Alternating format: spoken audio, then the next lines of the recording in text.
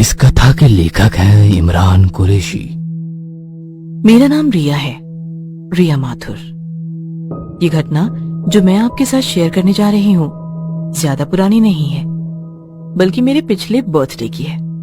अगर आप किसी भी इंसान से उसके बर्थडे के बारे में पूछेंगे तो वो खुश होते हुए ही आपको बताएगा, मगर उस दिन जो मेरे और मेरे दोस्तों के साथ हुआ, उसके बाद से ही मुझे कोई मेरे बर्थडे के बारे में पूछता है तो मेरा दिल सहम जाता है और वो घटना मेरे सामने इस तरह से आ जाती है जैसे कि कल की ही बात हो। मेरा बर्थडे नजदीक था और उसी टाइम लॉकडाउन पीरियड भी चल रहा था। मेरा मन तो बहुत जोरों की शानदार पार्टी करने का था, लेकिन इस लॉकडाउन की वजह से मुझे ये प्लान कैंसिल करना पड़ा। लेकिन जो मेरे बिल्कुल करीबी दोस्त थे वो ये बर्दाश्त नहीं कर सकते थे कि मैं अपना बर्थडे सेलिब्रेट ना करूं। इश्मीत, रवि और मेरी बेस्टी रेनुका। बर्थडे से एक दिन पहले ही मैं हॉल में बैठी इन तीनों से बात करके फ्री हुई थी कि मेरे फ्लैट की डोरबेल बजी। रात के 9 बजे थे और इस टाइम वहाँ के सभी लोग अपने अपने रूम में होते थे। इस टाइम कौन हो सकता है, कहते हुए मैं उठी और दरवाजा खोला। Happy birthday in advance. एक लड़की जिसकी उम्र लगभग मेरे ही जितनी होगी, उसने मुझे बर्थडे विश किया। मैंने उसको पहले कभी सोसाइटी में नहीं देखा था। थैंक यू, मैंने मुस्कुराते हुए कहा और उसको अंदर ले लिया। अंदर आइए ना। मैंने उसको हॉल में सोफे पर बिठाया और उससे बातें करने लगी। आपका बहुत बहुत शुक्रिया, मैंने मुस्कुराते हुए कहा। आपको पहले कभी नहीं देखा। आप सोसाइटी में नई हो? जी, मैं कल ही शिफ्ट हुई हूँ और कल से आज शाम तक मैंने अपनी एज की किसी भी लड़की को इस सोसाइटी में नहीं देखा था। फिर आज शाम को जब आप गेट से अंदर घुस रही थी तब खिड़की से मैंने आपको देखा था। चलो अच्छा है, मैं भी यहाँ खुद को बहुत अकेला फील करती थी। अब नहीं करूँगी। आप जैसी प्यारी दोस्त जो मुझे मिल गई है। अब दोस्त बन ही चुके हैं तो आप नहीं चलेगा। मेरा नाम नताशा है और तुम्हारा? मेरा नाम रिया है। बहुत खूबसूरत, बिल्कुल तुम्हारी तरह। वैसे एक बात बताओ। हाँ पूछो। आप कल ही शिफ्ट हुई हो और किस फ्लैट में हो ये भी मुझे नहीं पता, पर आपको मेरे फ्लैट और बर्थडे के बारे में कैसे पता चला? जब तुम पार्किंग से आते हुए अपने दोस्तों से बातें कर रही थी तब मैंने सुना था। फिर हम दोनों ने काफी देर तक बातें की और फिर करीब 11 बजे वो मुझे गुड नाइट बोलकर चली गई। अगली रात 10 बजे के बाद मेरे तीनों दोस्त इश्मीत, रवि और रेनुका मेरे रूम में आए। तीनों के हाथ में मेरे लिए गिफ्ट्स थे। जब वो अंदर आए तो मेरे घर की डेकोरेशन देखकर शॉक्ड हो गए। क्या बात है रिया, हमें तो लगा था कि तुमने अभी तक कुछ नहीं किया होगा, मगर तुमने तो पूरी तैयारी कर रखी है। रेनुका ने कहा। ये मैंने अकेले ने नहीं की, इसमें मेरी हेल्प मेरी एक न्यू फ्रेंड नताशा ने की। नताशा? कौन नताशा? कैसे बनी तुम्हारी फ्रेंड वो? और है कहाँ वो तुम्हारी नई फ्रेंड? वो बस अभी अपने फ्लैट में गई है, आती ही होगी। तभी मेरे रूम का दरवाजा खुला और देखा तो नताशा बाहर खड़ी थी। ये लो, आ गई नताशा, कहते हुए मैं उसकी तरफ बढ़ी। नताशा मेरे कमरे के अंदर जब दाखिल हुई तो मेरे तीनों दोस्त उसको कुछ देर ऐसे घूरने लगे जैसे वो उसको जानते हो। ये तो बिल्कुल वही लग रही है। ऐसा नहीं हो सकता, वो वापस कैसे आ सकती है? अरे क्या हुआ, तुम लोग कुछ बोल ही नहीं रहे? शायद मैं इन लोगों को पसंद नहीं आई, नताशा ने मुस्कुराते हुए कहा। अरे नहीं, ऐसा नहीं है। तुम्हें देखकर हमको हमारी एक दोस्त की याद आ गई। रेनुका ने भी हल्का सा मुस्कुराकर जवाब दिया। वो बिल्कुल तुम्हारे जैसे ही दिखती थी। सच में? लगता है आप लोग उससे बहुत प्यार करते हो, इसलिए मुझे देखते ही आप लोग उसकी यादों में डूब गए। इतना सुनना था कि मेरे तीनों दोस्त एक दूसरे के मुंह को फिर से देखने लगे। अरे तुम लोग क्या बातें करने लगे? मेरी बर्थडे पार्टी में आए हो, लेट्स स्टार्ट द पार्टी। फिर हम लोग पार्टी एंजॉय करने लगे। मैंने सबको सॉफ्ट ड्रिंक सर्व की और ऑनलाइन पिज्जा, बर्गर और थोड़ा फास्ट फूड जो मंगवाया था उसे खाकर मजे करने लगे। फिर हमने म्यूजिक ऑन किया और डांस और मस्ती करने लगे। यहाँ तक मुझे नताशा थोड़ी अजीब लगी क्योंकि उसने न कुछ खाया था। ये कहकर टाल दिया था कि वो फास्ट फूड नहीं खाती और अब वो हमारे साथ डांस भी नहीं कर रही थी। उसके सलवार कमीज सूट के पहनावे को देखकर ये अंदाजा लगाना मुश्किल नहीं था कि शायद उसको डांस वगैरह नहीं आता होगा, इसलिए मैंने भी ज्यादा फोर्स नहीं किया। अब 12 बजने वाले थे और मैं केक काटने के लिए तैयार थी। Happy birthday to you, happy birthday to you, happy birthday dear Riya, happy birthday to you. कमरे में सभी की आवाज गूंजने लगी। सभी बहुत ज्यादा खुश थे। रेणुका ने जब अपने हाथ में सॉफ्ट ड्रिंक का ग्लास लिया तो उसे उसमें ड्रिंक की जगह लाल रंग का खून नजर आया। उसे स्मेल भी आई और उसने चिल्लाते हुए डर कर अपना ग्लास जमीन पर फेंक दिया। हम सभी शॉक्ड हो गए, सिर्फ नताशा को छोड़कर। वो नॉर्मल ही रिएक्ट कर रही थी। क्या हुआ रेणुका? नताशा ने पूछा। रेणुका बहुत डरी हुई लग रही थी। उसने कहा, इसमें इसमें इसमें इसमें खून था, खून खून। हम सब उसकी बात सुनकर थोड़ा शॉक्ड भी हुए और थोड़ा हंसी भी आ रही थी।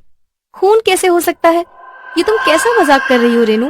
कहते हुए मैंने उसको जमीन पर पड़ी हुई ड्रिंक दिखाई। ये देखो, ब्लूबेरी ड्रिंक है। ये तुमको खून कैसे नजर आ सकता है? भला खून ब्लू कब होने लगा? मेरी बात सुनकर उसने दोबारा जमीन पर पड़ी ड्रिंक को देखा। अब उसे वो भी ब्लू ही दिखाई पड़ रही थी। पर उस वक्त तो ये। उसने हकलाते हुए आधी अधूरी बात कही। उसी टाइम अचानक से कमरे की इलेक्ट्रिसिटी चली गई और कमरे में बिल्कुल अंधेरा हो गया। अरे ये क्या हुआ? मैंने कहा, मैं भी चेक करवाती हूँ। कहकर मैं मेरा मोबाइल देखने लगी। रेणुका को महसूस हुआ कि किसी ने पीछे से उसके कंधे पर हाथ रखा है। उसकी सांस गले में अटक कर रह गई। वो अचानक से पीछे मुड़ी और जैसे ही पीछे मुड़ी उसको लगा कि किसी ने उसका गला पकड़ लिया है। अब वो गले से आवाज भी नहीं निकाल सकती थी। कोई उसको पूरी ताकत से वहां से घसीट कर कहीं ले जा रहा था। उसको महसूस हुआ कि वो एक चौखट से होती हुई दूसरे कमरे में ले जाई जा चुकी है। फिर उस कमरे की लाइट्स खुल गई। उसने देखा उसके सामने नताशा खड़ी है, लेकिन इस वक्त वो बहुत ज्यादा भयानक लग रही थी। उसके बाल खुले हुए थे और उसका चेहरा उसके बालों से ढका हुआ था और वो एक गीत गुनगुना रही थी।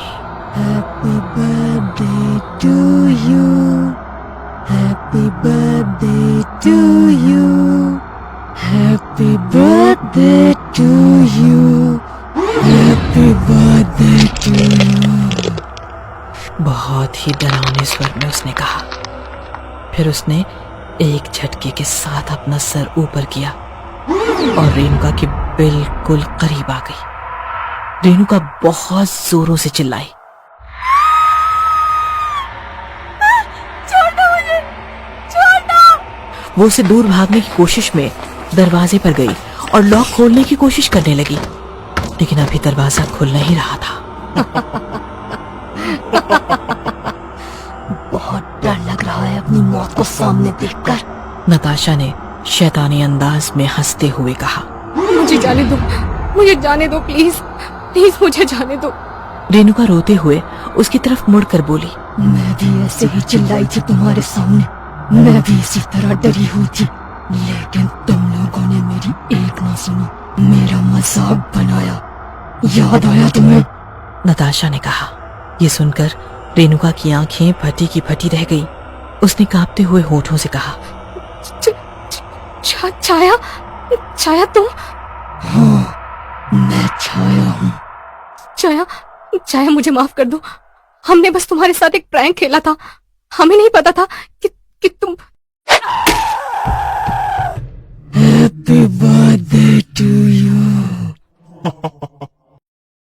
मुझे अपनी फ्लैट से बाहर जाने का रास्ता अभी तक नहीं मिला था। पता नहीं उस दिन अंधेरे में दरवाजा कहाँ गायब हो गया था। जब लाइट्स खुली तो मैंने देखा कि नताशा और रेणुका वहां से गायब है। रवि और इश्मित भी इधर उधर देखकर बोले, ये दोनों कहाँ चली गई? फिर आराम से मेरे कमरे का दरवाजा खुला और मेरे रूम से नताशा आहिस्ता आहिस्ता चलते हुए हमारी तरफ आने लगी। उसके खुले बाल और लाल आंखें देखकर हम तीनों बहुत डर गए थे।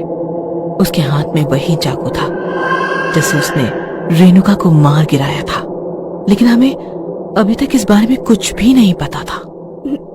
नताशा, ये तुम्हें क्या हो गया? मैंने डरते डरते पूछा। नताशा नहीं, छाया। ये सुनते ही रवि और इश्मीत दोनों बहुत ज्यादा डर गए और चीख पड़े। छाया, ये कैसे हो सकता है? तुम तो मर गई थी। हाँ, मैं मर चुकी हूँ तुम लोगों की वजह से, और अब मैं अपना बदला लेने वापस आई हूँ। Happy birthday to you, happy birthday to you. उसको अपनी तरफ बढ़ता देख रवि और इश्मीत दोनों दरवाजे की तरफ भागे और दरवाजा खोलने की कोशिश करने लगे, लेकिन टाइम पर दरवाजा नहीं खुल रहा था। छाया की आत्मा वही गाना गुनगुनाती उनकी तरफ बढ़ रही थी। इश्मीत तो अब तक उस तरफ से भागकर दूसरे कमरे की तरफ चला गया, लेकिन रवि अब भी कोशिश कर रहा था दरवाजा खोलने की। छाया की आत्मा ने उसका गला पकड़ लिया और बिल्कुल उसकी आंखों में आंखें डालकर बोली, हैप्पी बर्थडे टू यू। और इतना कहकर उसने रवि के पेट में चाकू मार दिया। रवि चिल्लाता हुआ वहीं जमीन पर दरवाजे के सहारे सरकता हुआ गिर पड़ा। ये मंजर देखकर मेरी तो चीख ही निकल गई। मैं भी खुद को छिपाने की कोशिश करने लगी, लेकिन छाया की आत्मा मेरी तरफ नहीं बल्कि इश्मीत की तरफ बढ़ रही थी, जो कि मेरे कमरे में छिपा बैठा था। मैं डर के मारे पीछे ही रही और छाया कमरे के दरवाजे पर पहुंची। इश्मीत ने दरवाजा बंद कर रखा था, लेकिन छाया के एक इशारे से दरवाजा खुल गया और जैसे ही छाया अंदर दाखिल हुई, इश्मीत की चीख निकलने लगी। मुझे माफ कर दो छाया, वो तो रवि की पार्टी थी। सब कुछ उसने प्लान किया था, मैंने नहीं। नहीं, उसका तुमने पूरा साथ दिया था। मेरी मौत की वजह तुम भी हो, सजा तुमको भी मिलनी चाहिए। मैं वैसे तो बहुत बुरी तरह डरी हुई थी, लेकिन मैंने जब ये बात नोटिस की कि छाया ने मुझे कुछ नहीं कहा है और मेरे दोस्तों को ही मार रही है, तो मैंने उससे बात करने की हिम्मत जुटाई। मेरे मन में जो सवाल उठ रहे थे उनके भी जवाब मुझको चाहिए थे। मैं हिचकिचाते हुए कमरे में दाखिल हुई। वो इश्मीत के बहुत करीब पहुंच चुकी थी। छाया, मेरे दोस्तों को तुम क्यों मार रही हो? क्या बिगाड़ा है इन्होंने तुम्हारा? मेरी आवाज सुनकर वो रुक गई और पीछे मेरी तरफ पलटी। सुनना चाहते हो अपने दोस्तों की करतूत? तो सुनो। ये बात 2 साल पहले की है। कॉलेज में मेरा पहला दिन था और मैं बहुत डरी हुई थी कि सीनियर्स मेरी रैगिंग करने के लिए तैयार होंगे, लेकिन ऐसा कुछ नहीं हुआ। एक लड़का मेरी रैगिंग करने के लिए मुझे टास्क देने वाला था, लेकिन उसी टाइम रवि वहां पर आया और उसको मुझे कोई भी टास्क देने से रोक दिया। मैं खुश हो गई कि यहाँ के सीनियर्स कितने अच्छे हैं। रवि ने मुझे रेणुका और इश्मीत से मिलवाया और ये तीनों मेरे बेस्ट फ्रेंड बन गए। एक दिन रवि ने मुझे अपनी बर्थडे पार्टी में इनवाइट किया और कहा कि फैंसी ड्रेस पार्टी होने वाली है। मैं एक छोटे शहर की सीधी सादी लड़की, मुझे फैंसी ड्रेस के बारे में कुछ पता नहीं था। इन तीनों ने मुझे कहा कि तुम्हारी ड्रेस का इंतजाम हम कर देंगे, बस तुम पार्टी में आ जाना। फिर बर्थडे वाले दिन रेणुका मुझे रवि के रूम में ले गई और तैयार करने लगी। उस कमरे में आईना नहीं था और मुझे पता नहीं था कि मेरे ऊपर किस टाइप का मेकअप हो रहा है। इसने मुझे काले रंग की ड्रेस पहनाई और कहा कि तुमको एक खूबसूरत विच का मेकअप दे रही हूँ। मैं पागल लड़की सोचने लगी शायद फैंसी ड्रेस पार्टी में सब ऐसे ही कुछ न कुछ बनकर आते होंगे। ड्रेस पहनने के बाद इश्मीत और रवि मेरे कमरे में आए और तीनों मिलकर मुझे तैयार करने लगे। उसके बाद जब ये मुझे कमरे से निकाल कर पार्टी में ले गए तो सभी मुझको देखकर हंसने लगे। फिर ये तीनों भी उनका साथ देने लगे। वहाँ कोई फैंसी ड्रेस पार्टी नहीं थी, सबने नॉर्मल पार्टी वेयर पहने थे। और उनके सामने मैं चुड़ैल के रूप में खड़ी थी। तब मुझे पता चला कि इन लोगों ने मुझे खूबसूरत नहीं बल्कि एक बदसूरत चुड़ैल का मेकअप दिया था। सबने मेरा खूब मजाक बनाया। मैं वहां से जाना चाहती थी मगर इन लोगों ने मुझे जाने नहीं दिया और मेरा हर तरह से मजाक बनाकर मेरी खूब इंसल्ट की। काफी देर बाद जब मैं रोने लगी तो रवि और स्मित ने मुझे सॉरी बोला और वॉशरूम की तरफ मुझे ले गए। इन्होंने वॉशरूम के अंदर बंद करके दरवाजा बाहर से लॉक कर दिया। मेरा मेकअप उतारने के बाद मैं खूब देर तक चिल्लाती रही, दरवाजा खोलने के लिए कहने लगी मगर इन्होंने एक ना सुनी और बाहर खड़े हंसते रहे। जब दरवाजा खुला तो चारों तरफ अंधेरा था। ठीक से कुछ नजर नहीं आ रहा था, सिर्फ एक लाइट बल्ब जला और मैंने देखा कि सफेद कपड़े पहने एक डरावनी लड़की मेरे सामने खड़ी है। उससे डर कर मैं उसी हॉल में इधर उधर भाग रही थी, खुद को पागलों की तरह महसूस कर रही थी। बहुत देर बाद जब मैं फूट फूट कर रोने लगी तो कमरे की लाइट्स ऑन हुई और रवि और स्मित काफी सारे अपने मेहमानों के साथ हॉल में दाखिल हुए। जो मेरे साथ कमरे में हो रहा था वो सब लोग बाहर पार्टी में देख रहे थे क्योंकि हॉल में कैमरे लगे हुए थे। अब मेरे सब्र के इम्तिहान की हद हो चुकी थी। सब लोगों को हंसता हुआ छोड़कर मैं वहां से उसी हॉल में भाग निकली। घर आकर मुझे डर लग रहा था, ये सोच सोच कर कि कल कॉलेज में मेरा कितना मजाक बनाया जाएगा।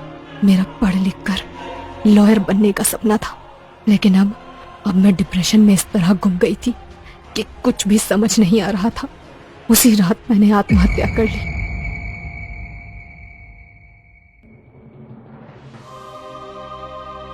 हॉस्टल वालों को अपनी बदनामी का डर था और इन लोगों को जेल जाने का। इन्होंने साथ मिलकर मेरी डेड बॉडी को वहीं हॉस्टल के गार्डन में गाड़ दिया। सिर्फ इतना ही नहीं, इन लोगों ने एक नोटिस मेरे रूम में छोड़ दिया जिसमें लिखा कि मैं अपने एक बॉयफ्रेंड के साथ ये शहर छोड़कर जा रही हूँ। उसके बाद से आज तक मेरे पेरेंट्स मुझसे मिलने के लिए तड़प रहे हैं, मुझे ढूंढते फिर रहे हैं और ये लोग अपनी जिंदगी के मजे लिए जा रहे हैं। इतना कहकर छाया चुप हो गई और उसने अपनी तेज चमकती लाल आंखों से इश्मित की तरफ देखा। इश्मित चिल्लाया। वो उसको मारने ही वाली थी कि तभी मैंने कहा, रुको छाया, मुझे पता है तुम्हारे साथ गलत हुआ और तुम इसको मारकर अपना बदला भी ले लोगी, लेकिन जो तुम्हारे साथ हुआ है उसका पता दुनिया वालों को कैसे पता लगेगा? तुम्हारे माँ बाप को कैसे पता चलेगा? वो जिंदगी भर तुमको ढूंढते रहेंगे। अगर तुम चाहती हो कि जो तुम्हारे साथ हुआ वो किसी और के साथ ना हो तो तुम्हारा साथ मैं दूंगी, इसको सजा मैं दिलवाऊंगी। मुझे तुम लोगों पर बिल्कुल भी भरोसा नहीं है। तुम इसकी दोस्त हो, क्यों दोगी तुम मेरा साथ? क्योंकि दोबारा फिर कोई तुम्हारी तरह अपने सपने को पूरा करने से पहले सुसाइड न कर ले। ये सुनकर छाया की आत्मा ने कुछ देर मेरी तरफ देखा, फिर बोली, जिस तरह इसने मेरा तमाशा बनवाया था उसी तरह इसका भी बनेगा। इस पर भी लोग हंसेंगे। इसने मुझे चुड़ैल बनाया था और अब ये अपने आप अपने हाथों से खुद को जोकर बनाएगा। हाँ, तुम जो बोलोगी मैं करूंगा, जैसा बोलोगी मैं वैसा कहूंगा, लेकिन मुझे मत मारो। फिर छाया के कहने पर मैंने अपने मोबाइल में वीडियो रिकॉर्डिंग ऑन की जिसमें बेड पर मेकअप के साथ बैठा इश्मित, उसकी आंखों में आंसू और दिल में डर था कि कहीं छाया उसे मार न दे। इसीलिए दूसरों को तमाशा बनाने वाला आज खुद अपने हाथों से खुद का तमाशा बना रहा था। जब वो पूरा जोकर बन गया तो छाया ने उससे कहा कि जो भी तूने मेरे साथ किया सब इस रिकॉर्डिंग में बयान कर और कबूल कर कि मेरी मौत के पीछे किस किस का हाथ है। फिर इश्मित ने कहना शुरू किया, मैंने और मेरे दोनों दोस्त रेणुका और रवि ने मिलकर हमारी एक जूनियर स्टूडेंट छाया की इतनी बुरी तरह रैगिंग की थी कि उसने सुसाइड कर लिया था। अब छाया की आत्मा मेरे उन दोनों दोस्तों को मार चुकी है और अब वो मुझे भी मारने वाली थी, लेकिन मैं अपना गुनाह कबूल करने के लिए राजी हो गया, इसलिए उसने अभी तक मुझे नहीं मारा। सुसाइड करने के बाद हॉस्टल के कुछ लोगों के साथ मिलकर हमने उसकी लाश गार्डन में छिपा दी थी। मैं, बाकी के बच्चे और हॉस्टल का स्टाफ सजा के हकदार है। मैं भी इस वीडियो के साथ खुद पुलिस स्टेशन जाकर खुद को पुलिस के हवाले कर दूंगा।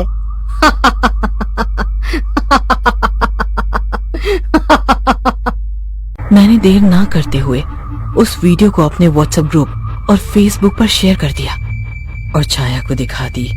इससे पहले ही उसकी आत्मा वहां से गायब हो चुकी थी।